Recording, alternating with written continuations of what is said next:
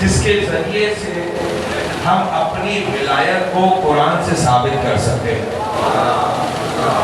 لیکن ضرورت صرف اس بات کی ہے کہ جس طریقے سے ختمی مرتبہ محمد مصطفیٰ صلی اللہ علیہ وآلہ وسلم نے اس آیت کو بیان کیا ہے، ہمیں اتنا وثوق ہونا چاہیے، اس آیت کے اوپر ہمارا علم اتنا زیادہ ہونا چاہیے، اتنا یقین ہونا چاہیے کہ اگر کوئی بھی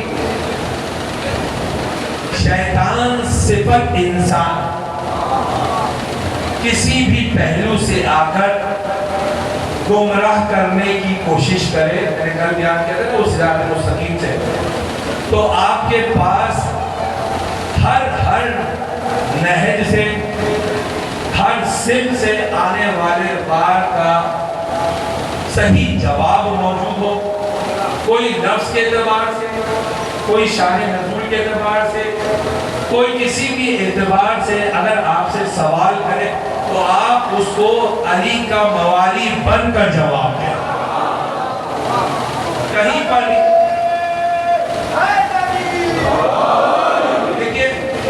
کہیں پر بھی کوئی شک و تردد نہ رہے، بلکہ اس یقین کے ساتھ جواب دیں کہ جیسے مولا کائنات نے آپ کو خود اس کا علم دیا ہے. تو کل ہماری گفتگو یہاں تک پہنچی تھی کہ ہیں کچھ لوگ، کچھ علماء صفت لوگ جو یہ کہتے ہیں کہ جی ولی کا معنی دوست ہے، اور کل ہم نے اس کے اوپر مفصل گفتگو کی. ایک اور حلقہ ہے، ایک اور احباب ہے جو کہتے ہیں کہ جی ولی کا معنی اگر آپ دوست نہ بھی لیں، موجم کی کتابوں میں جا کے دیکھ لیجئے گا کہ ولی کا معنی ایک اور کیا گیا ہے، وہ ہے حاکم کا معنی. آپ لوگوں نے اگر دیکھا ہو آپ کے ذہنوں میں ہوگا، بس اسی کو بیان کرنا ہے کہ ولی کا معنی حاکم کا معنی بھی کیا گیا ہے. بس اس اعتبار سے اگر ہم اس آیت ولایت کا ترجمہ کریں، ایک بار پھر دوہرا دوں، کون سی آیت ہے یہ؟ آیت ولایت، سورہ ہے 5واں، آیت ہے 55.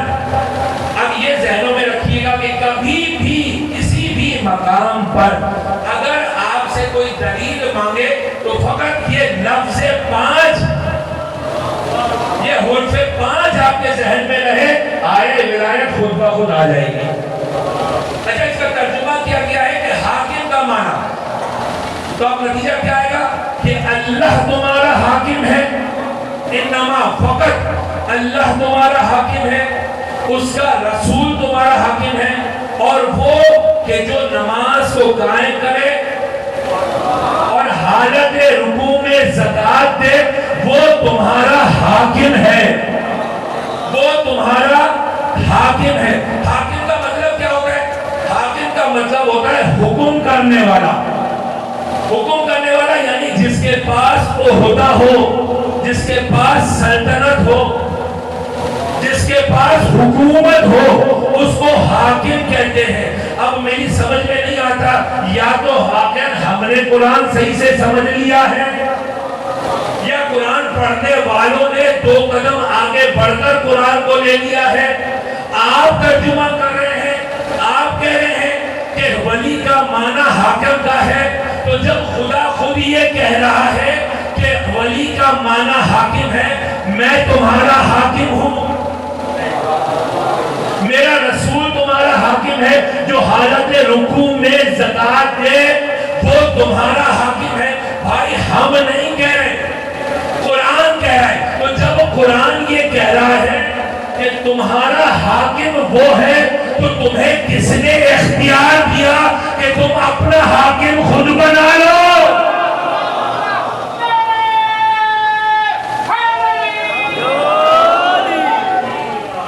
عجیب ہے نا یہ کہ بھائی قرآن خود یہ کہہ رہا ہے وَمَا آتَاكُمُ الرَّسُولُ فَخُذُوهُ وَمَا نَهَاكُمْ عَنْهُ فَانْتَهُوا. نظام دے رہا ہے قرآن کہ جو رسول نے اسے لے لو، اور جس سے منع کرے اس کا ارادہ بھی نہیں کرو. چھوڑنا نہیں ہے، چھوڑا اس وقت جاتا ہے جب دل میں خواہش ہو. جب دل میں خواہش ہو اس وقت انسان کسی چیز کو چھوڑتا ہے. میں ترجمہ یہ نہیں کرتا, پورے وضو سے ترجمہ کر رہا ہوں. وما اتاکم الرسول فخذوہ وما نہاکم عنہ فانتہوا, کہ جو رسول دے اسے لے لو اور جس سے منع کرے اس کا ارادہ بھی نہیں کرو. اب میری سمجھ میں نہیں آتا کہ جو قرآن کو لینے والے لوگ ہیں جو رسول سے یہ کہہ رہے تھے نعوذ باللہ من ذالک کہ اب ہمیں رسول کی ضرورت نہیں رہی, رسول نے ہمیں قرآن دے دیا ہے, اب ہمیں کچھ لکھوانے کی ضرورت نہیں ہے.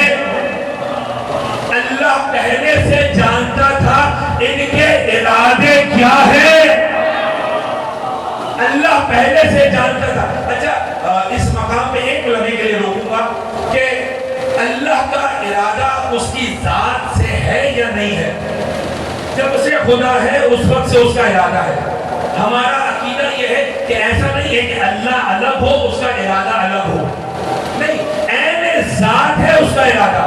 یعنی جب سے, اب سے یہ سمجھانے کے لیے جملہ استعمال کیا ہے میں, کہ جب سے خدا ہے اس وقت سے اس کا ارادہ بھی ہے. تو اللہ نے ولایت کا ارادہ تمہیں دیکھ کر نہیں کیا, اپنے مقام کے اعتبار سے کیا ہے. بس جب سے خدا ہے اللہ نے اس وقت سے ارادہ کیا ہوا ہے کہ وہ تمہارا ولی ہے, اس کا رسول تمہارا ولی ہے, اور جو حالت رکوع میں زکات دے وہ تمہارا ولی ہے. اب میری سمجھ میں یہ نہیں آتا. اچھا دیکھیں, جب کوئی بھی شخص کسی بھی کالج میں, یونیورسٹی میں, کسی مقام پر جب پہلے نئے اسٹیج پہ پڑھتا ہے تو ہر بات اس کے ذہن میں رہتی ہے.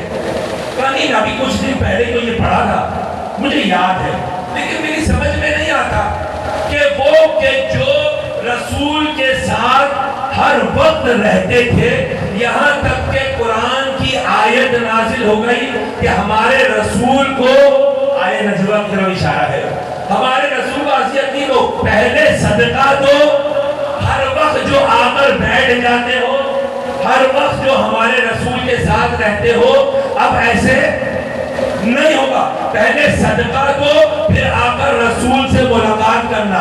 وہ جو ہر لمحے رسول کے ساتھ رہتے تھے, ہر آیت پر رسول سے سوال کرتے تھے, میری سمجھ میں نہیں آتا. یہاں رسول کی آنکھ بند ہوئی نہیں اور وہاں سارے جمع ہو گئے کہ تم لوگے یا ہمیں لوگے, اس مقام و مرتبے کو تم لوگے یا ہمیں لوگے. اب حسب ایک دوسرے سے سبقت لے جانے کی کوشش کر رہے ہیں, کوئی ایک بھی کھڑا ہو کے یہ نہیں کہتا.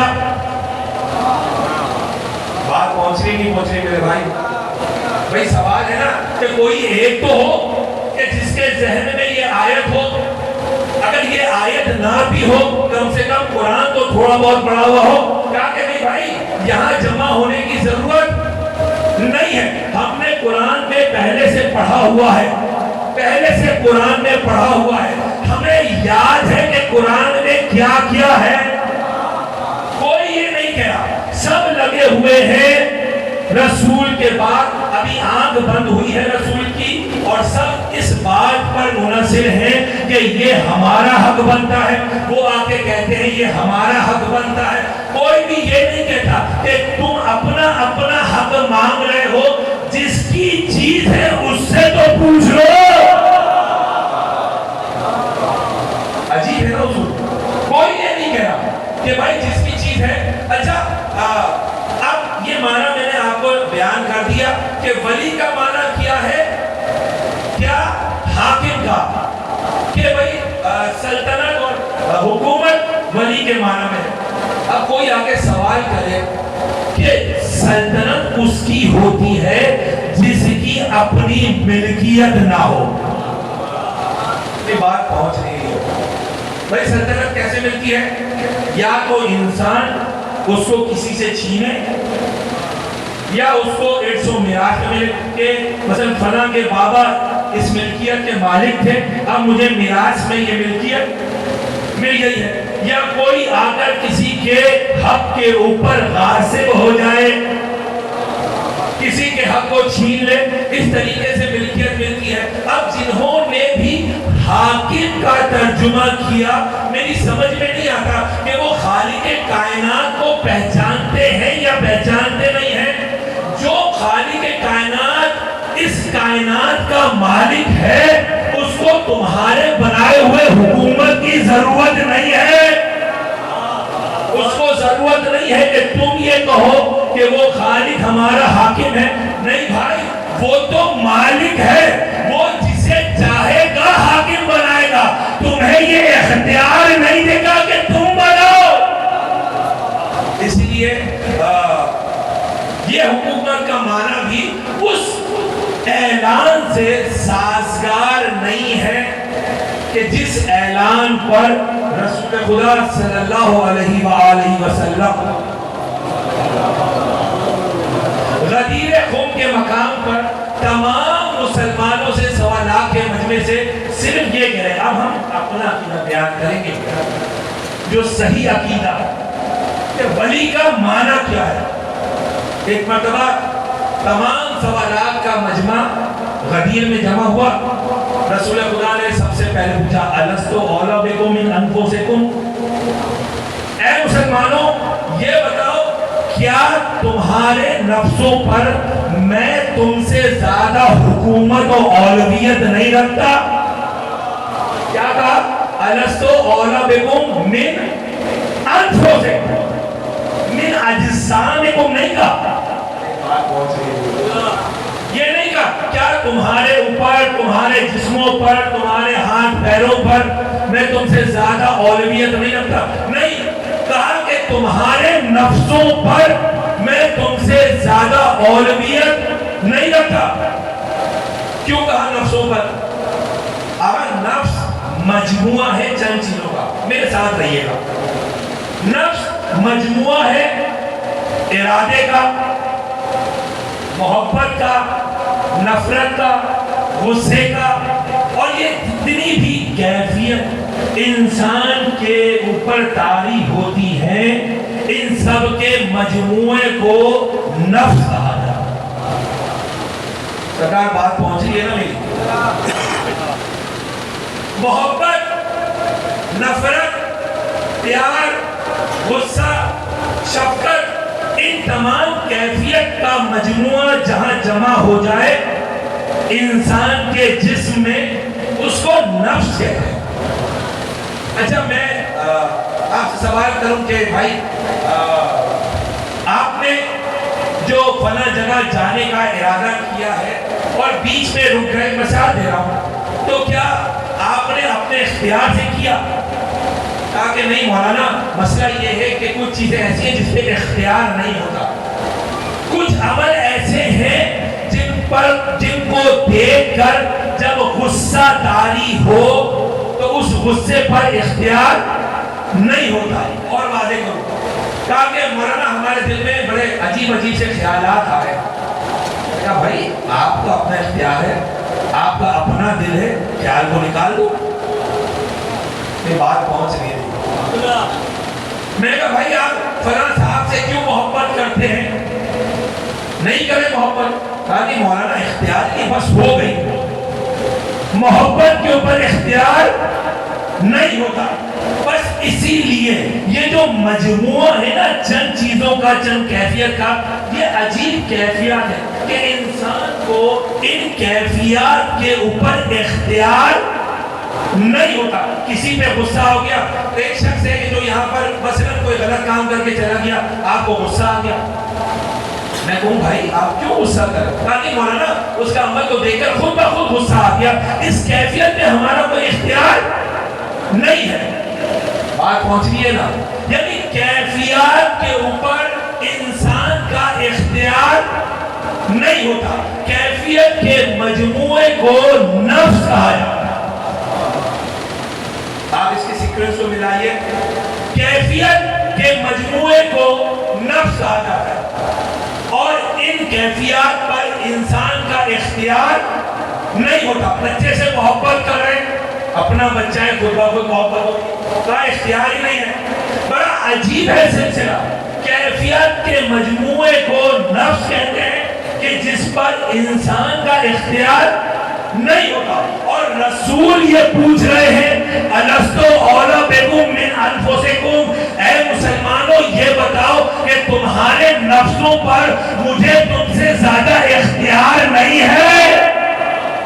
کوئی بھی یہ نہیں کہہ رہا، کوئی بھی یہ نہیں کہہ رہا کہ یا رسول اللہ نفس تو کیفیات کے مجموعے کا نام ہے، ہمارا اپنا اختیار نہیں ہے تو آپ کا کیسے اختیار ہو جائے گا؟ نہیں، کسی نے نہیں کیا. اسی لیے کیونکہ جانتے تھے کہ رسول کا مقام ہی وہ ہے کہ جہاں ہمارا اختیار ختم ہوتا ہے ان کا اختیار شروع ہوتا ہے. ایک سلام پڑھے محمد علیہ وسلم.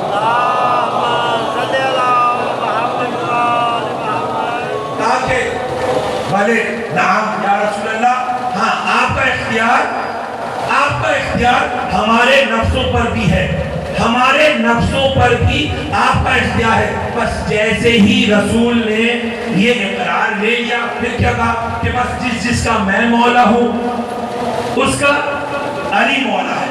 بس یہاں سے سمجھ میں آیا کہ وہ لوگ کہ جو حکومت کا معنی کرتے ہیں وہ معنی اس قول رسول سے سازگار نہیں ہے. کیوں؟ اس لیے کیونکہ حکومت جسموں پر ہوتی ہے، نفسوں پر نہیں ہوتی.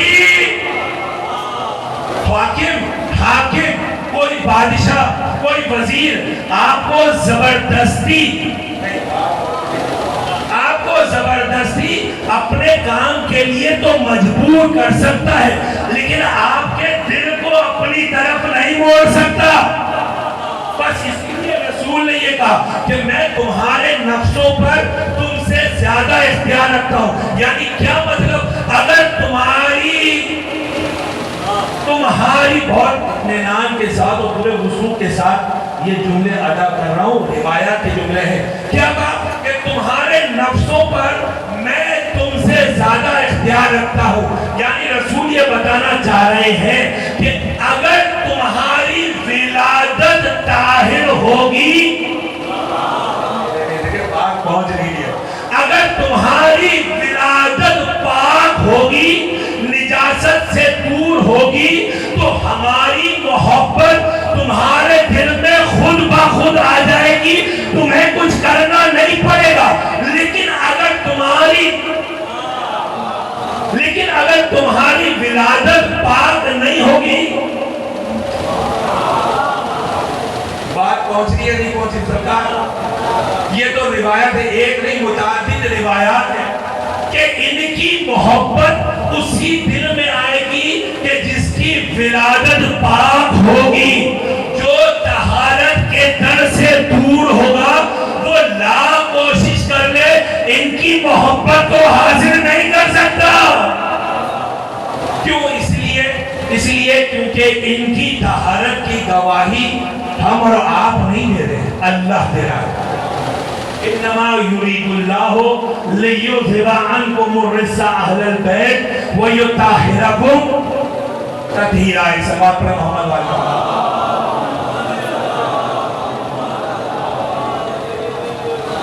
عجیب ہے یہ جملہ. آئے تطہیر کے اندر میں نے کہا نا حکومت کے معنی کو سمجھا رہا ہوں. آئے تطہیر کے اندر پروردگار عالم نے یہ نہیں کہا کہ آل محمد ہم آپ کو دور کر رہے رجس سے. عجیب جملے پروردگار یہ نہیں کہہ رہا کہ ہم آپ کو دور کر رہے ہیں. اس کا مطلب پتہ ہے کیا ہوگا؟ یعنی نعوذ باللہ من ذالک صرف سمجھانے کے لیے کہہ رہا ہوں کہ یہ جانا چاہ رہے تھے ہم نے دور کر. مطلب یہ ہوگا نا کہ آل محمد ہم نے آپ کو رجس سے دور کر دیا. یعنی یہ جانا چاہ رہے تھے، یہ ارادہ کر رہے تھے اللہ نے ان کو دور کیا. نہیں، پروردگار عالم برعکس کہہ رہا ہے کہ اے آل محمد ہم نے آپ کے وجود سے رجس کو دور کیا. یعنی آپ اپنے مقام پر ہیں، نجاست آپ کے قریب نہیں آ سکتی. اب جو نجاست کے پیداوار ہے وہ سقیفہ میں جتنا جمع ہو جائے.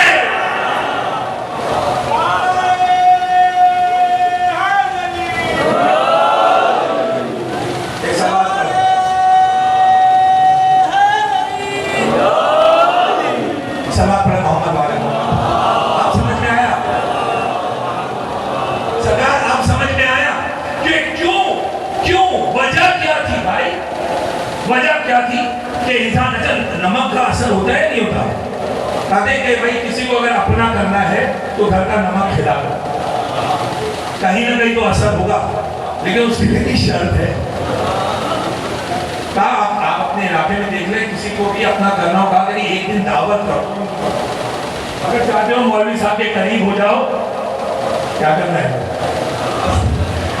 दावत कर दो मौलवी साहब की, बस फिर आपसे राब्ता रहेगा। क्यों? इसलिए कि नमक का बड़ा असर होता है, नमक का बड़ा असर होता है, लेकिन उस पर होता है जो नमक हलाल हो, जिनके ऊपर पहले से मोहर लगी हुई हो, वो नबी का नमक खा के भी, बस इसीलिए कहा कि हुकूमत का, सरकार माफ कीजिएगा समझाने के लिए, क्योंकि हुकूमत का माने कैसे किया, हुकूमत के लिए दौड़ रहे, दुनियावी हुकूमत के लिए, कि दुनियावी हुकूमत किसी तरीके से मिल जाए, बस किसी तरीके से जाहिरी तौर पर जिस्म मिल जाए, पहचाना ही नहीं कि भाई ये आले मोहम्मद जिस्मों पर तो हुकूमत करते ही नहीं है, इनकी तो हुकूमत ही वहां से शुरू होती है जहां से तुम्हारा इख्तियार खत्म हो जाता है। इसलिए इसको बयान किया। बस इस मकाम पर दो माने हो गए। तीसरा और अहम तरीन माना कि जो हमारा अकीदा है, हम वली उसको मानते हैं कि जो साहिबे तसर्रुफ हो, हम वली उसको मानते हैं कि कायनात की हर शय जिसके कदमों में हो, हम वली उसको मानते हैं कि जिसके इरादे से,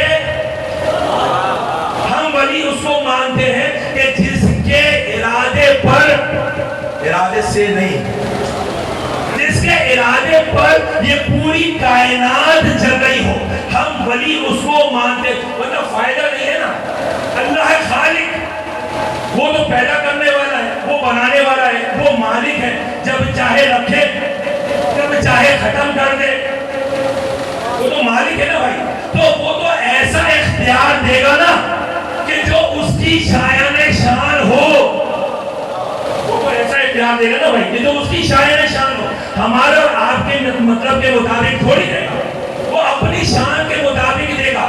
ये हुकूमत ढूंढ रहे हैं फकत जाहिरी इंसानों पर, अल्लाह विलायत दे रहा है पूरी कायनात पर। जब चाहो, नहीं, जब चाहो सूरज के दो टुकड़े कर दो, जब चाहो चांद के दो टुकड़े कर दो, जब चाहो सूरज को वापस पलटा लो। भाई ये है विलायत। कहा कि अब मैं इसे, आप मुझसे बेहतर जानते हैं कि ऐसा इख्तियार है, ऐसा इख्तियार है कि जब चाहा, कहा मैं कह रहा हूं उठ जा, मैं कह रहा हूं उठ जा, कहा एक बार कहा, दो बार कहा मैं तेरा जनाजा पढ़ाने लगा हूं, मैं जनाजा पढ़ाने लगा हूं, कह रहा हूं उठ जा। क्यों? इसलिए कि जानते थे, इरादा नहीं किया था। इसको कहते हैं विलायत। जानते थे इसलिए कहा देख उठ जा, उठ जा, उठ जा। 3 बार कहा नहीं अब जनाजा पढ़ूंगा। यहां जनाजा पढ़ने का इरादा किया, वहां विलायत ने अपना अमल किया, अभी तक जिंदा था। इसको कहते हैं विलायत। वाकईन इस आयत को समझ पाए हो तो तुमने जिसको हाकिम बनाया, लाओ जरा दिखाओ कि उसके पास भी, ये तो कहना ही बेकार है इख्तियार। वो तो जो खुद कहता हुआ नजर आ रहा है कि हम काबिज तो हो गए, लेकिन मजबूर है आज भी इनके घर के, अगर ये ना हो तो हम खुद मर जाएंगे।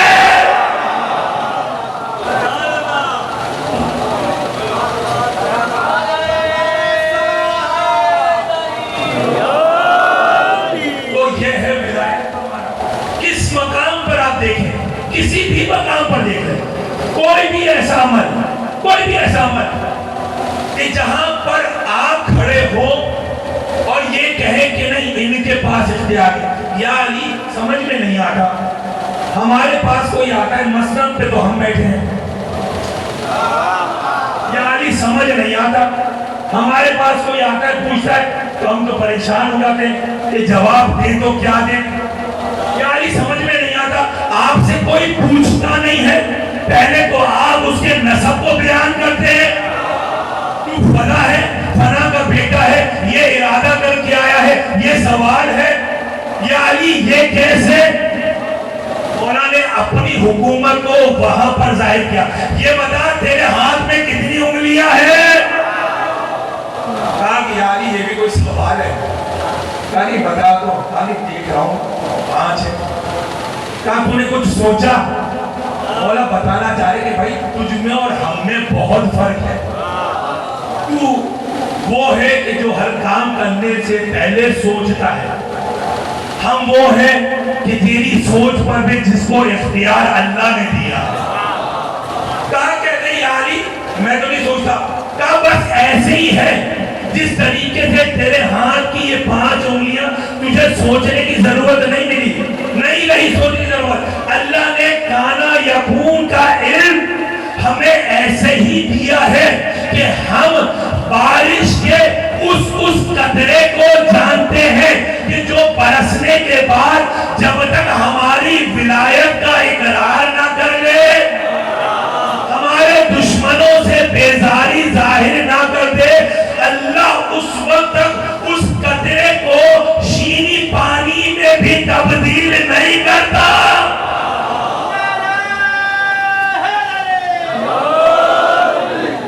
یہ ہے تیسرا معنی کہ جو ہمارا عقیدہ ہے, جس عقیدے کے تحت ہم ولایت علی کو مانتے ہیں, اور یہی عقیدہ ہمیں ہر مقام پر مددگار بنتا ہے کہ جسے اللہ نے ولی بنایا ہو وہ اپنے موالیان کو کبھی تنہا نہیں چھوڑتا. جنہوں نے خود سے بنایا, توجہ کر رہے ہیں سب, جنہوں نے خود سے بنایا وہ خود مجبور ہو گئے کہ بھائی ہم تو پھنس گئے, ان کو بنانے کے بعد یہ تو خود ہماری طرح محتاج ہے. جب اللہ ولی بناتا ہے نا تو وہ کسی کا محتاج نہیں ہوتا, کائنات اس کی طرف محتاج ہوتی ہے. بس یہ ہے ولایت کا معنی. اب ذرا سا کیونکہ آیت کا ایک تاریخی پس منظر ہے, صرف اس کی طرف اشارہ کروں, انشاءاللہ کل اس کو بیان کروں گا کہ کس طریقے سے اس آیت کا نزول ہوا ہے اور مولا کائنات نے کس طریقے سے زکوٰۃ دی ہے. لیکن صرف اشارہ کر کے کہ عجیب ہے یہ ذات. تاریخ تفسیر زمخشری نے الکشاف میں لکھا ہے, روح المانی میں آلوسی نے لکھا ہے. یہ تو وہ تفاسیر ہیں کہ جنہوں نے اپنی پوری کوشش کی کہ کسی طریقے سے کوئی اور کسی طریقے سے کچھ کر کے کہیں پر کسی کو ایڈجسٹ کرنے کی شاید کوئی آ جائے. اچھا میں نے عرض کروں آپ کو کہ میں نے سرچ کیا, ڈھونڈا تو واقعی مجھے روایت بھی مل گئی, اور اگر کسی کو ایڈریس چاہیے ہو تو میرے پاس آ سکتا ہے, میں روایت دے سکتا ہوں کہ کوئی ایسا تھا کہ جس نے 10 دن تک اسی ظہرین کی نافلہ میں, ہر نافلہ میں, ہر رکعت میں, ہر رکوع میں جا کر صرف یہ سوچا. کیا سوچا؟ نماز پڑھ رہا ہے اللہ کی اور سوچ رہے کہ کاش کوئی آ جائے میں بھی انگوٹھی دے دوں. 10 دن تک یہ سوچتے رہے کہ شاید اب کوئی آ جائے ہم بھی اپنی انگوٹھی دے دیں, کیونکہ انگوٹھی کا تعلق زکوٰۃ سے نہیں تھا, اللہ کی ولایت سے تھا.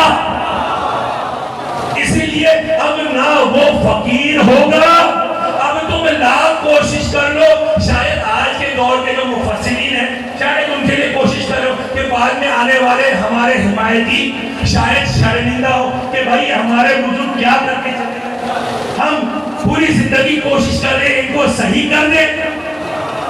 انہوں نے کام ایسے کیے ہیں کہ ہم لاکھ کوشش کے باوجود ان کو صحیح نہیں کر پا رہے. اسی وجہ سے روایت ملتی ہے کہ 10 دن تک کوشش کرتے رہے. 10 دن تک. اب میں سوال کروں کہ 10 دن میں کوشش کر رہے ہو، 10 دن تک بعد میں کوشش کر رہے ہو، پہلے کیوں نہیں خیال آیا صرف یہی موقع نہیں تھا؟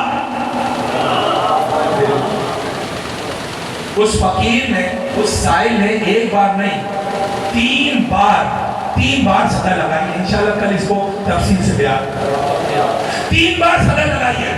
اچھا مجھے بتائیے، کیا رسول نے صرف آئے ولایت کے موقع پر اللہ نے اپنے فقیر کو 3 بار صدا لگائی؟ نہیں، ہر مقام پر دعوت ذوالعشیرہ سے لے کر غدیر خم کے مقام سے پہلے تک، غدیر خم میں نہیں، وہاں تو بالکل امضا کرنا نہیں، اس سے پہلے تک سب کو موقع دیا. دعوت ذوالعشیرہ میں موقع دیا کہ اگر واقعاً سچے ہو تو آ جاؤ میرے ساتھ. کہا نہیں، اب یہ تو پہلی دعوت ہے نا، اس میں ہم کیسے پہچانتے؟ اچھا نہیں پہچانا، کوئی بات نہیں، خیبر میں تو موقع دیا تھا بھائی، وہیں پر مان جاتے. 1 دن نہیں، 2 دن نہیں، 3 دن نہیں، کئی دنوں تک رسول.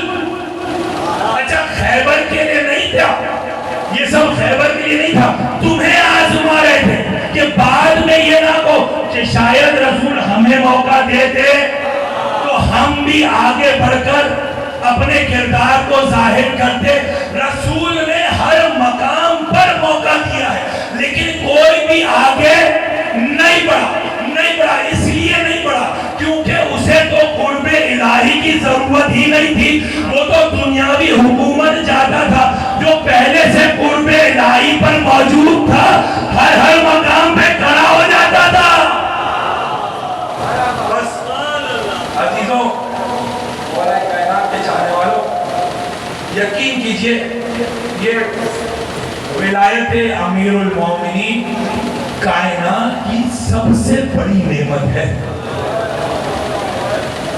الیوم اکملت لکم دینکم واتممت علیکم نعمتی. کائنات کی، اگر یہ جملہ جو میں نے ادا کیا کہ سب سے بڑی، شاید یہ بھی صحیح نہ ہو اس مقام کے دوار سے کہ کائنات کی نعمت ہی یہی ہے. دنیا میں جو کچھ بھی آ رہا ہے وہ اسی کے صدقے سے آ رہا ہے. اور مبارکباد ہے ان مومنین کے لیے کہ جن کے دلوں میں اس ولایت کا چراغ منور ہے. میں نے پہلے بھی بیان کیا تھا کہ یقین مانیے ہمیں اس کا احساس نہیں ہے کہ اللہ نے کون سی نعمت ہمیں دی. یہ ولایت آل محمد کہ جس کا شمار کسی نعمت میں ہے ہی نہیں، نعمتوں سے افضل نعمت ہے جو ہمارے پاس ہے. یہ ہمارے طہارت کی گواہی دے رہی ہے،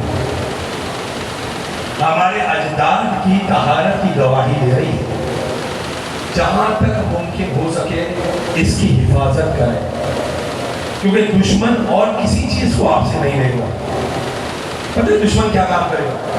اور آج کل کی رات کہا کہ یہ لمحہ فکریہ ہے اور میری ذمہ داری ہے اس لیے اس کو بیان کر رہا ہوں. کہا کہ ہم علی کو ان کے دلوں سے تو نہیں نکال سکتے، علی کی محبت کو ممکن ہی نہیں ہے، یہ تو ان کی طہارت کی گواہی ہے، ان کے دلوں سے نہیں نکال سکتے. اچھا پھر کیا کریں؟ کچھ ایسا کرو کہ علی کی تعلیمات ان کے دل سے نکل جائے. اس لیے آج تیسری مجلس میں اور جسارت کے ساتھ، ناراض نہیں ہوئیے گا، صرف ایک درخواست کروں گا کہ جہاں تک ممکن ہو سکے اپنی اولاد کو، اپنے بچوں کو کم از کم قرآن کی وہ آیات ضرور بتائیں کہ جس سے ولایت امیر المومنین ثابت ہوگی. یقین کریں یہ جناب سیدہ کا حق ہے ہماری گردنوں پر. जनाब सैयदा का कि अपने बच्चों को जाते हुए, यानी हमारे उस्ताद एक जगह बयान कर रहे थे कि हमें कुरान से विलायत अमीरुल मोमिनीन की दलील ऐसे हल होनी चाहिए, ऐसे याद होनी चाहिए कि अगर सोते हुए भी कोई उठा के पूछे ना कि अली की विलायत कुरान से साबित करो, तो आप आयत पे आयत उसको सुनाना शुरू करो।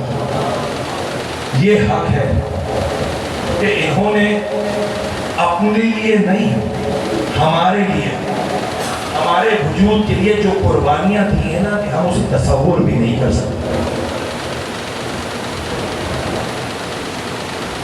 ये मैंने बयान किया, कुर्बानी दी है, जिन्होंने दी है उनसे पूछें कि उन पर क्या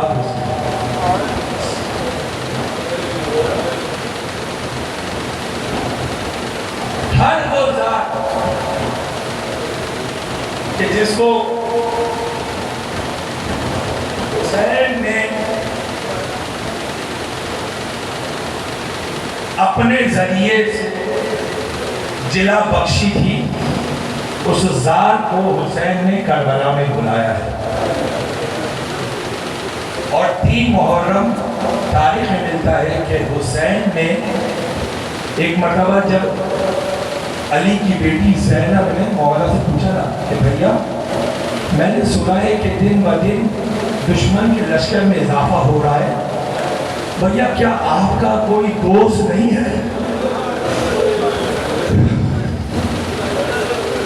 भैया क्या इस दुनिया में आपका कोई चाहने वाला नहीं है कि जिसे आप अपनी नुसरत के लिए बुला सके? नहीं मालूम किस हसरत से हुसैन ने कहा होगा, नहीं बहन ज़ैनब, मेरा एक दोस्त है कूफे में, मैं उसको खत लिखूंगा, मेरा दोस्त मेरी नुसरत के लिए जरूर आएगा। जानते हैं मकाते में जुमले मिलते हैं कि हुसैन ने अपने जिस दोस्त को खत लिखा है ना, वो खत का उन्वान क्या लिखा है कि हबीब इब्ने मज़ाहिर के नाम मजलूम हुसैन ज़हरा के नाम का खत। अल्लाह अकबर, हुसैन की मजलूमियत देखें। जानते हैं हबीब कौन है? जानते हबीब कौन है? नहीं मालूम हबीब को हुसैन से कैसी मोहब्बत है। एक मरतबा मदीने की गलियां हैं, गलियों से रसूल अपने असहाब के साथ गुजर रहे और कुछ बच्चे खेल रहे हैं। एक मरतबा रसूल उन बच्चों के पास गए, एक बच्चे को उठाया, अपने जानू पर बैठाया और प्यार करते जा रहे हैं। एक मरतबा असहाब ने सवाल किया, या रसूल अल्लाह, तमाम बच्चे मौजूद हैं लेकिन इस बच्चे से खास शफकत और रसूल कहते हैं मुझे नहीं मालूम, इस बच्चे को मेरे हुसैन से बहुत मोहब्बत है। मैंने देखा है जब जब हुसैन बाहर निकलता है, ये हुसैन के कदमों की मौला हमें भी उस मकाम तक पहुंचाए। अल्लाह ने क्या दर्जा दिया है हबीब को, हुसैन के बगल में कब्र दी है, हुसैन के साथ आज भी हबीब मौजूद है। रसूल कहते हैं मेरे हुसैन के कदमों की टांग उठा के कभी अपने माथे पे रखता है, कभी अपने सर पे लगाता है। नहीं मालूम हबीब को कितनी मोहब्बत थी। जब हुसैन का खत पहुंचा है ना, एक मरतबा दक्कुल बाग हुआ, खत लिया, देखा, देखने के बाद कभी आंखों से लगाते हैं, कभी सर पे रखते हैं। अरे अपनी जोजा से मकालमा हुआ, जोजा पूछती है हबीब किसका खत है? कहा मौला हुसैन का खत है। हबीब क्या लिखा है? मौला ने अपनी नुसरत को बुलाया है। हबीब फिर क्या इरादे हैं? हबीब क्या इरादे हैं? हबीब जोजा का इम्तिहान लेते हैं, कहते हैं मैं बूढ़ा हो गया हूँ, 17 साल का फर्क था हुसैन और हबीब में, मैं बूढ़ा हो गया हूँ, मैं कैसे नुसरत करूंगा? हुसैन की मजलूमियत देखिए। अरे ये कनीज कहती है ऐ हबीब तुम घर में बैठो, अपनी तलवार मुझे दे दो।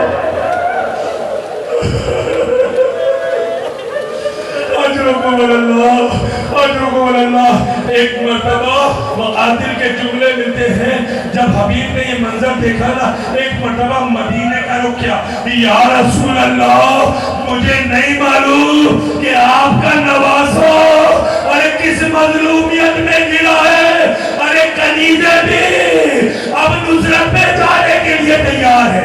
अल्लाह बस मैंने मुख्तसर किया, एक मर्तबा अपनी ज़ौजा को आज़ाद किया, हबीब चले हैं, अब करबला की तरफ चले। एक मर्तबा जब करबला के करीब पहुंचे ना, मेरे मौला हुसैन ने एक तरफ अब्बास को बुलाया, एक तरफ अकबर को बुलाया, आओ अब्बास, आओ अली अकबर, देखो हमारा मेहमान आ रहा है, देखो हमारा नासिर आ रहा है। अज़ादारों बकाते के जुमले मुझे नहीं मालूम, हबीब ने अपने आप को हुसैन के कदमों पर गिराया, मौला मुझे माफ कर दीजिएगा। अज़ादारों बस आखिरी जुमले।